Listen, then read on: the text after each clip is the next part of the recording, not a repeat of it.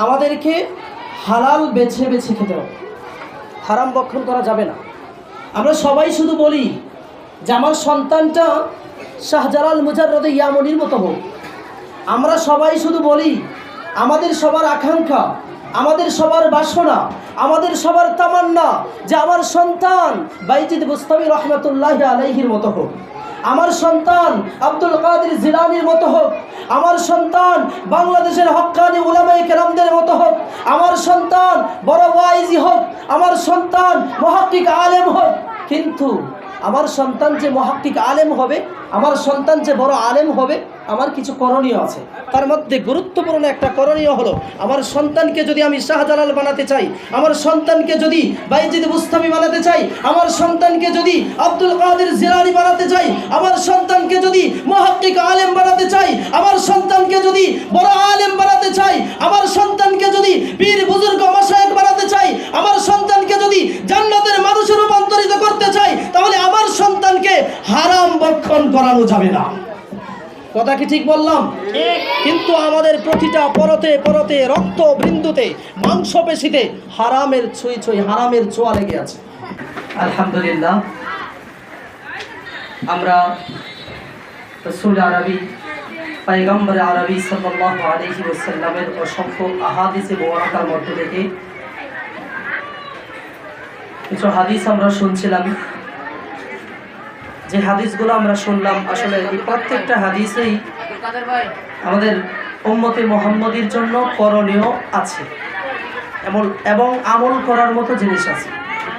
সর্বশেষ একটা হাদিস আমরা শুনলাম, যে হাদিসটা হলো যে কোনো মানুষ যদি হারাম ভক্ষণ করে,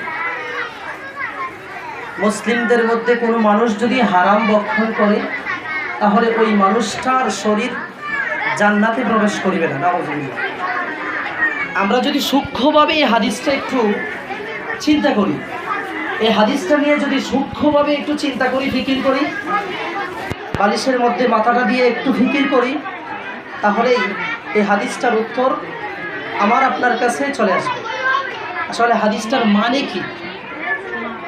দুনিয়ার যত সমস্ত মানুষ পয়গম্বর আরবি সাল্লাল্লাহু আলাইহি ওয়াসাল্লামের মধ্য থেকে ওনার উম্মতে মুহাম্মদী যারা দুনিয়ার বুকে আগমন করেছে, সমস্ত উম্মতে মুহাম্মদীর মধ্য থেকে কোনো মানুষ যদি হারাম ভক্ষণ করে, তাহলে রব্বে কাবার কসম, রব্বে কাবার কসম, রব্বে কাবার কসম, ওই মানুষটার দেহ জান্নাতে প্রবেশ করিবে না।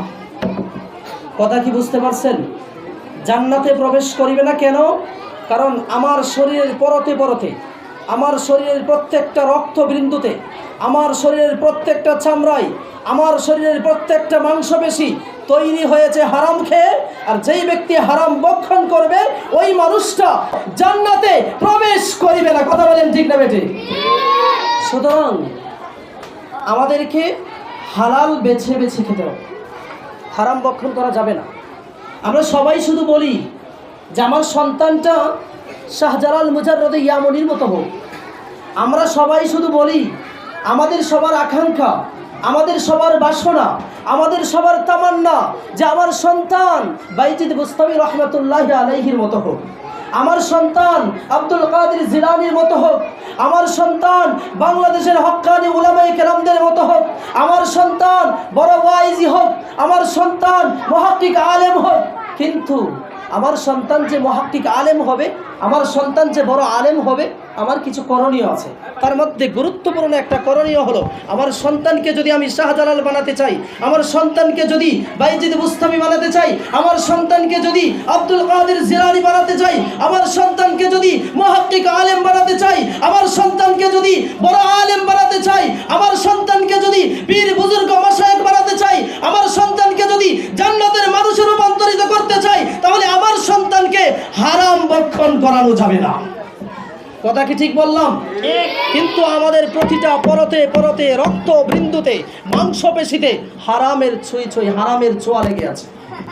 সুতরাং মোহতারাম হাজরিন, আমি হাদিসটা এই জন্য বললাম, আমাদের ছোটো ছোটো বাচ্চারা দেখেছেন সুন্দরভাবে হাদিস উপস্থাপন করেছে।